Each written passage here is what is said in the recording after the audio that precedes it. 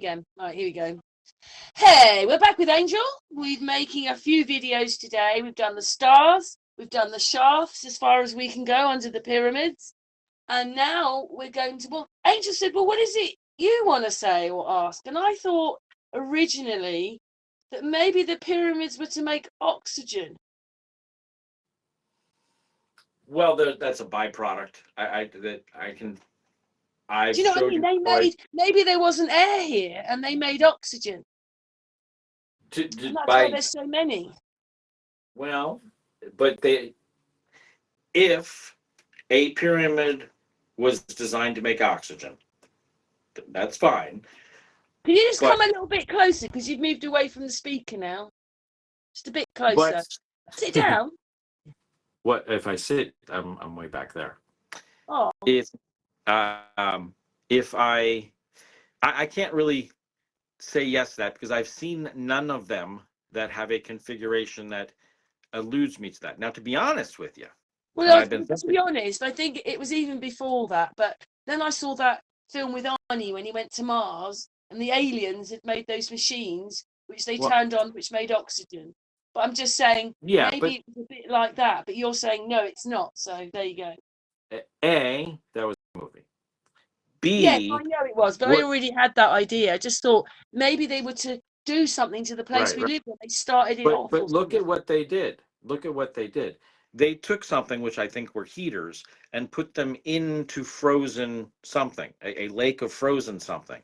That frozen something was probably frozen oxygen, frozen liquid oxygen, and hence it was cooking it. And but they had to have a source. If you look at what it did, they dropped something into a block of what looked like ice, and if it was a block of frozen liquid oxygen and you put a heater into it, that's great. But that would mean that you would have something set up where, since it had already taken place, you'd have a big void where the block of frozen ice used to be, and you'd have something that went down into it that was heaters, and you would see the infrastructure. That's crazy, isn't it? Because I work somewhere in Newbury. They made these flats for the old people. They're probably about 15 years old now, and they use rods in the ground to get electricity. Why aren't we using that? That would be so much better, eco-friendly, the whole thing. The earth provides us with the electricity. Yes. Why aren't we doing that? Well, that goes back to this little device here. You're green at the moment. Come on, picture, come back. You're green. I like on my phone, I can see that Angel's trying to show us something. It's gone green. I'm a frog. Yeah, you're a green frog with a V on it. Am I still green? Can you touch the screen? I'm touching the screen. Hang on. Does it come back? There you go. Now do it. Okay. This right here is a solar panel. Okay. See it? Yeah. All right. It has a USB port on it. Okay. This would not have helped anybody more than a decade ago. Well, maybe a decade and a half ago. All right. Because the USB port we didn't even know about. And it only gives out 5 volts at fairly low amperage. It would have been useless to anybody if I gave this to somebody. If I gave this to me in 1990, it would have done nothing because even the LED hadn't been perfected yet. And we wouldn't have enough power to get, this right here, the light that turns on, how do I get the light to turn on? There it is. Come on.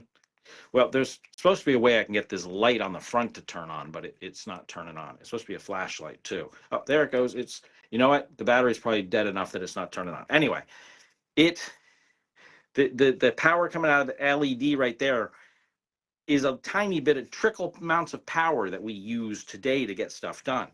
So today, an earth battery where you put copper into one side and I think steel into the other, and you put a wire between them, you're going to get a trickle amount of electricity.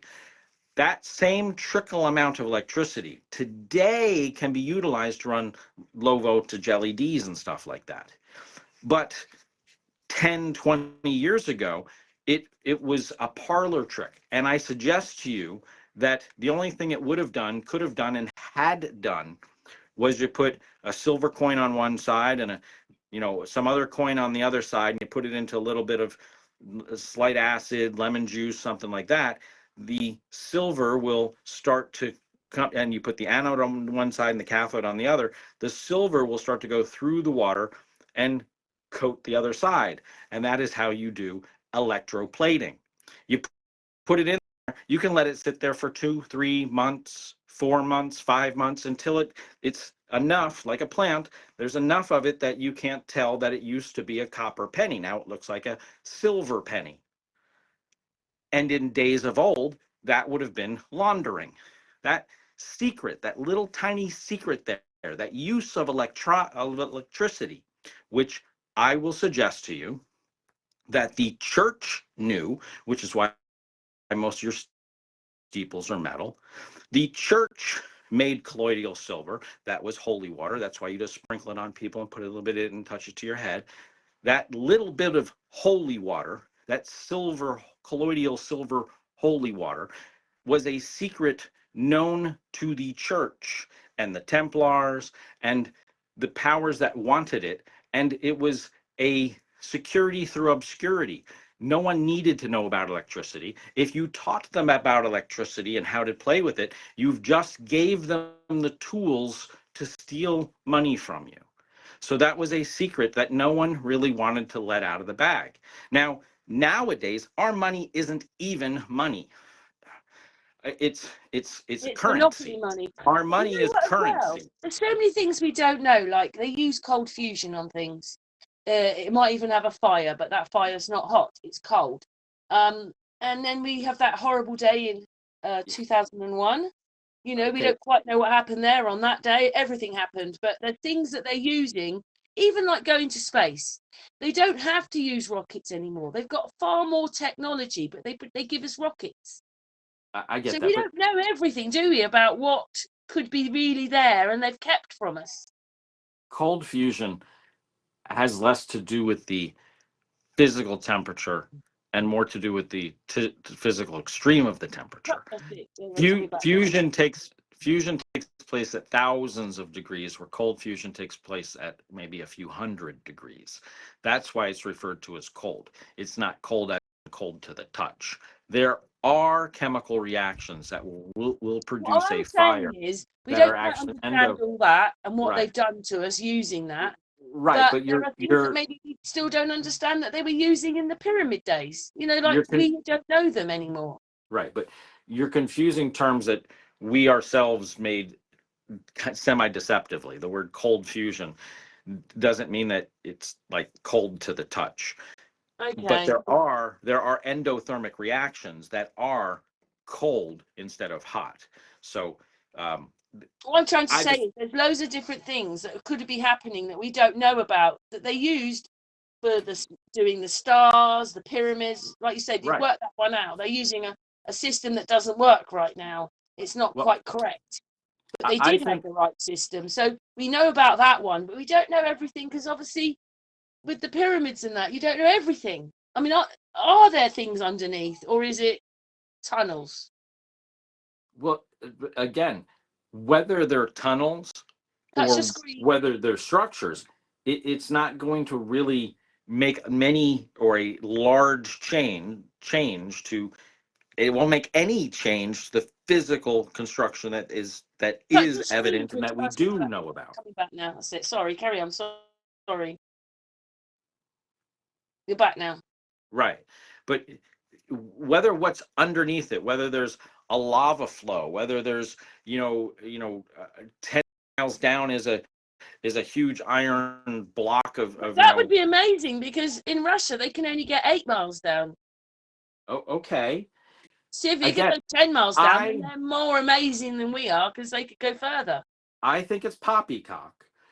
But if Right. it exists, it doesn't change, modify the configuration of what we do know of the structure.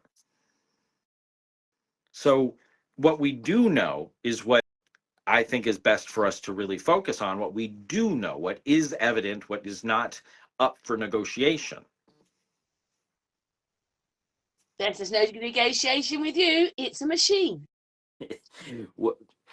Even if it's not a machine, I look at it as like a big sand castle, and you pour water in here and you watch the water flow through it. It was designed to function.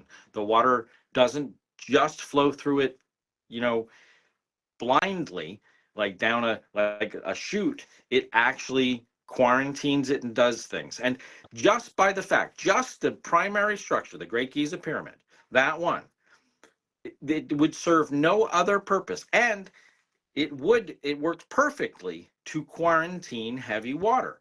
The way it breaks it, joins it, breaks it, joins it, breaks it, joins it, and out of that, heavy water will just be being enriched, because the light And water will that's be broken. amazing in itself that they understood all that, isn't it, really? Right, just right there, just that one piece of it. And that's just one piece. We haven't even gotten to the second structure. Just that one piece shows us a level of knowledge of the elements that we did not have until 100 years ago, which is why I can totally comprehend that anyone more than 100 years ago that didn't have the knowledge of heavy water, didn't even know it existed. You know, though they knew about water and salt water, brine water, maybe a couple of other brackish water, but heavy water, that's a whole nother category. Mm. Yeah. Basically, what we need to do is we all need to turn into scientists, our own scientists, to work it out. But we do have lovely Angel who talks about it. Well, also people need to focus on what they admit. I don't, nothing I'm saying is anything that I have to manufacture. I don't have to say, hey, I want to speculate that there's another form of water, that every one in every 6,000 droplets of water by volume is heavy water, and that we can refine, enrich, whatever word you want to talk about, whatever word you want to use. They knew that by taking the regular water and electrolyzing it, that if you do that repetitively, the heavy water has a stronger bond, and that bond won't, the I lighter think water they breaks probably first. knew in the early 1800s because those people, we call them the Victorians, but they ruined a lot of stuff, but and pretending they built it when they didn't. But they were using electricity to baths for people to cure them. That I, you know, I wouldn't even put that past it. There's one, if you want to go into fringe, one of my videos that was taken down. I told you I had a few videos taken down. One of them that was just taken down, like maybe a year ago, that had been up for decades, is this guy who used to live where I lived in Southern California, in Costa Mesa, California. His name was Bob Beck, and I forget how he came across it. I think he was playing with petri dishes or something like that. But basically, if you take the human body and you just put a tiny bit of electricity across your body, not enough to hurt you, but it's enough that it basically kills parasites and bacteria. It gives them a little jolt. Like a Like, rice machine, in other words. exactly. Only they call it a Bob Beck zapper. I don't know if you ever heard about it, the Bob Beck. But it was a zapper, and I have one of them. And you basically put two leads right about there, about an inch apart, and through your body has 5 pathways: head, arms, and legs. And it takes 8 minutes for blood to get from your heart out and back again. So if I put something across here and I leave it there for 2 hours, every drop of blood will have passed through my body. And what you do is you just put a little bit of electricity through there, and as the blood passes through there, it kills parasites and bacteria within your body. Now, this is exactly what Tesla did for Samuel Clemens, Mark Twain. Only what Mark Twain said about it, his thing is the only thing he did, the only thing his machine did was it gave me the shits. That's his quote. And I'll tell you that's exactly what it's supposed to do, because as you zap those parasites and bacteria within your body then flushes them out, and it comes out of your body as the shits. You're flushing all those bacteria out of your body. Mm. Now, that's done with, as Bob Beck said, he used a 9-volt battery. He said you can cure people with a 9-volt battery. It cured lots of things because soon as you get parasites and bacteria out of your blood, same thing ivermectin does, by the way. As soon as you get those parasites and bacteria out of your blood, then your body can start to flow better. If you've got a bunch of deers and stuff hanging out in the streets, it's hard to drive up and down the street when you got deers and a giraffe every now and then, and maybe a kangaroo crossing the street. They're in the way. But if you can get all that stuff out of the way, all that bacteria and parasites out of the way, then the blood can flow better and stuff can go through there without the bacteria. I know you know this. But most people haven't even clocked onto the fact that we're living in an electric universe. So we can't go in a hurricane, but we can go in the sea. The sea is still electric. It's just a different electric. We can go in there. And maybe that's why salty seas were good for people. That's why they wanted to go for healing. They'd go to the salty seas. But then you've got electricity in the ground. The air is electric. You've got 2 electric pulses in you. We're very electric. And until you get that part of it, you're never going to really understand the pyramids, are you? Well, I can show you the pyramids in a model format and stimulate it without using static electricity. They used nature's energy, but using the exact same form on a smaller scale, I can stimulate it just using using external, like a battery. I can just hook up a battery to it, a 9-volt battery. That I can hook up a AA battery to it, and it would work. Just to show that this will work with low voltage. A 9-volt battery will just speed it up, but just a 1.2-volt battery. In fact, I'm going to suggest to you that the reason that the Earth battery works and the reason it works at the voltage it works is because that is the energy of the meniscus of water, 1.23 mega electron volts of energy. That is the surface tension of the water.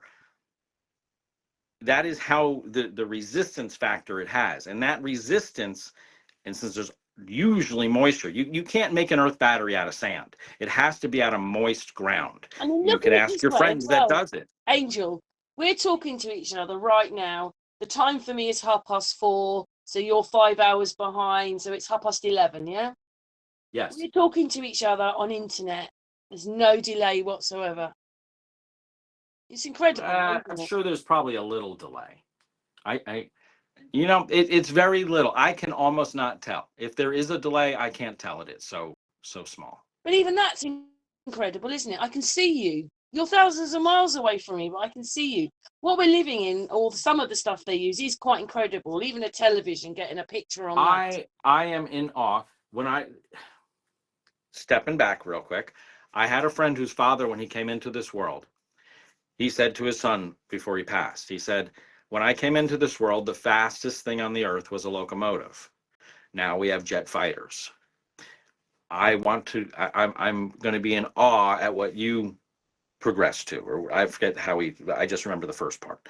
Anyway, I came in when I was a teenager, computers were I hit them at the perfect time.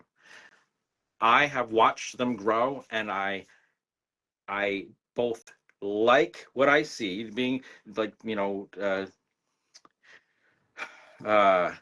Space 1999. No, it was Star Wars. Yeah, I was thinking more the one, Kubrick's one. You mean with Dave on it? Space Odyssey, yes, Dave. Okay, with the video chat and stuff. Or something, Dunes or something. It'll come to me in a bit. Dave, I'm dying. Yeah, Hal, open the pod bay doors, Hal. Anyway, what was teased and what has become is quite awesome, and I can't delay. Even on that one, Space 2001, whatever it was, 2001 Space Odyssey. That was it, wasn't it? Yeah. The delay when they spoke was still, there was a delay there. Here we don't even have a delay. It's quite awesome. I think imagine if we're pretending that the pyramids are burial chambers, but it had all this technology in there. Even if it's different to what we use today. Well, I wouldn't Or really totally. even hidden from Right, us. right. But it's not really, quote, technology. It's knowledge. It shows Nature. the knowledge, but it's not technology. There's not no microchips and Yeah. DVDs and things like that, and no micro etching and laser cutting and things like that. There's no evident technology, But that's but because the it Romans shows, took over. yeah, but it shows evidence of knowledge, evidence of higher knowledge of the elements. Mm. Yeah. Well, I'm just saying we don't know everything, do we? And like you know as well that they may have been using technology we don't use today. And they may have appreciated something we don't know today. Okay, let's put it this way. Heavy water is something that we use today in many of our nuclear power plants.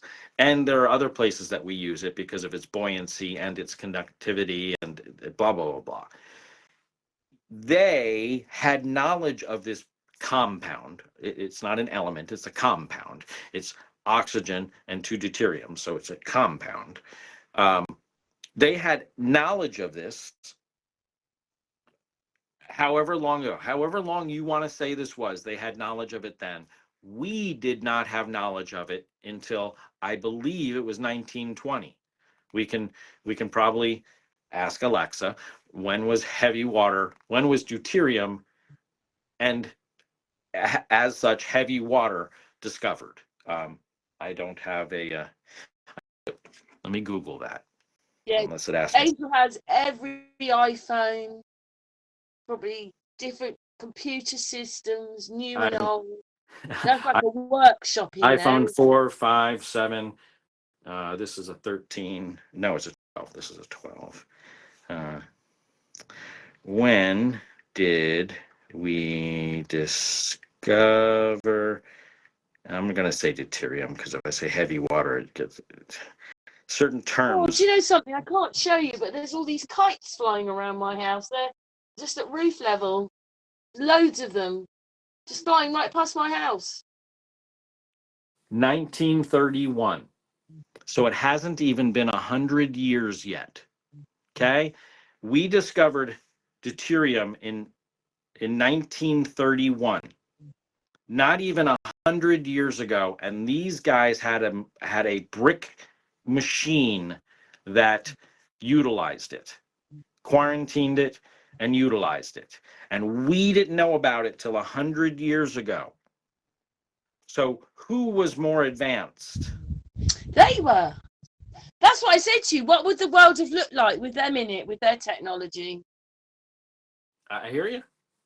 And that's, I didn't even think to look that up. I know we discovered hydrogen in 1640 or something like that, and then we discovered You know where the oxygen one was down the road from me at Bowood House. I think But that was most of in the like house is gone, 1640 or something like that. and I'm the wing sorry, of it's left. And it 1740. said the person in there worked out what oxygen was, and that was in the 1700s, I think. 1740, I believe.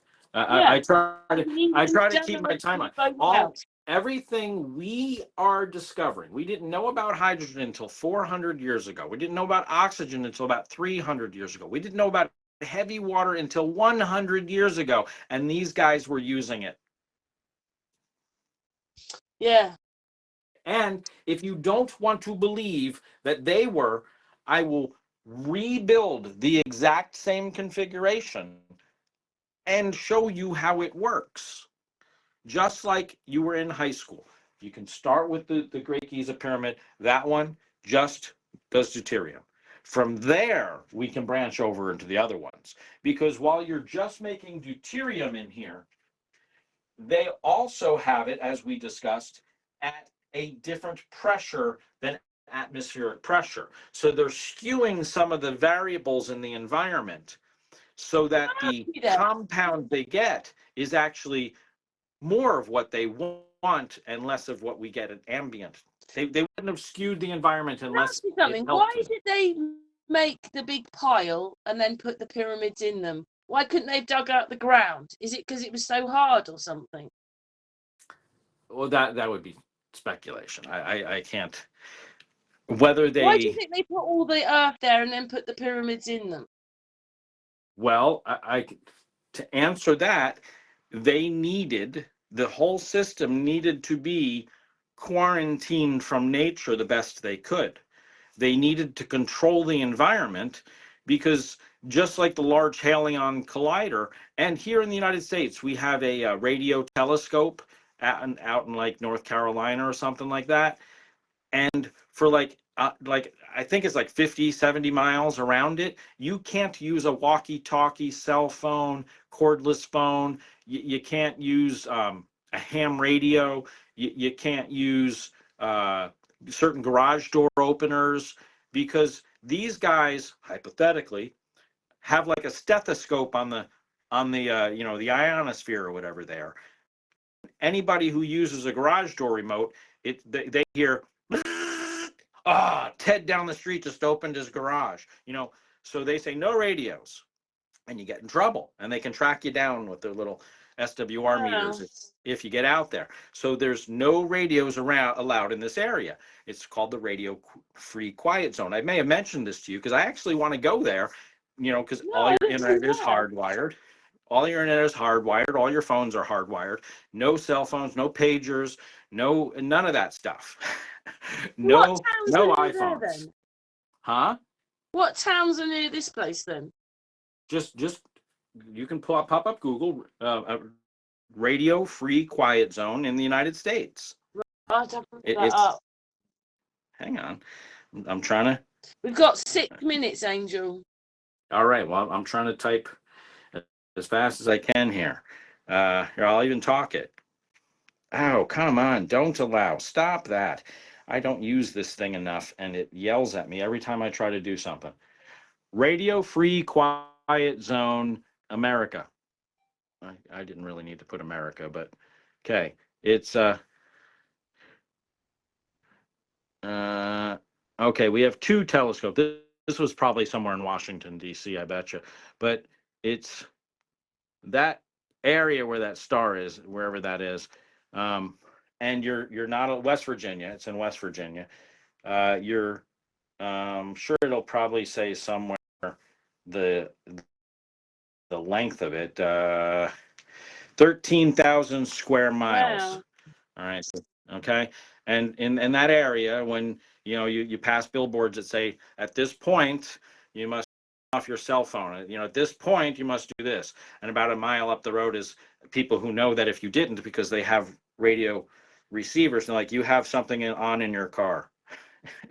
I don't think you can even use some of the satellite radios. Wow. Because like North Star, whatever it's 2-way. It communicates back and forth.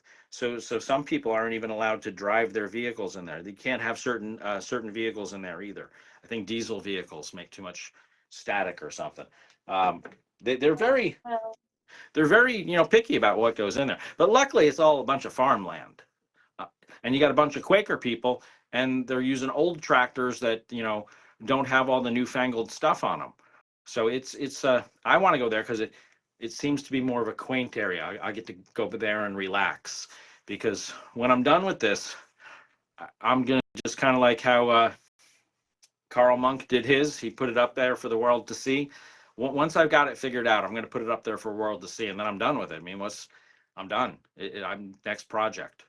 I think my next project is actually going to be learning the star charts and getting a better understanding of where in time we fit. Paying less attention to the calendars and more attention to the Antikythera mechanism and how time was calculated back when time was calculated using those methods. And then maybe in a couple of years, I'll be able to tell you. You had asked me. Angel is just an ordinary person who's done a lot of homework, and now he's a professor. Professor by title, maybe not by. It's a paper title, honorary title, maybe. Well, we've been having hangouts for years, haven't we? Yes, we have. It's got to be a decade now. Yeah, getting on for Wow. We've got 2 minutes left, Angel. You've got to finish. I started this thing in 2012. You once asked me why I picked the Great Giza Pyramid, and that's because there's other people who've already done other stuff. 9/11, which now, thank goodness, some of it is coming to light. That, hey, there's more to the story. Now for the rest of the story, there are people who did very well, and I don't want to take away from them. You know, our Oklahoma City scam, the Weaver scenario, and the you know, the whole how Clinton's kind of fit into all of it, and it was all to stop what eventually came to light, the smuggling of drugs into Mena, Arkansas, Barry Seal, and all that other stuff. It all came to light, but people had to die to make it come to light. What was I going to? So I wanted to attack something which was in your face, and I really thought this one was obvious enough to me that the cover story didn't hold water. It didn't hold water, and I wanted something that held water. So what I have holds water. Excellent. Well, you know, we'll be back In 2 minutes. yeah. But thank you so much for helping me do these videos. Of course, we'll say goodbye offline, but we're doing these videos on Google Hangout because most times Angel wants to show something, don't you? But anyway, we've got to go now. Yeah, because it's free. Yeah, and it's free, but we only get an hour, and then we've got to come off and go back on. And you know, an hour, it's still nice to be free. But anyway, I appreciate you having these talks with us, Angel. You're welcome. You're the green frog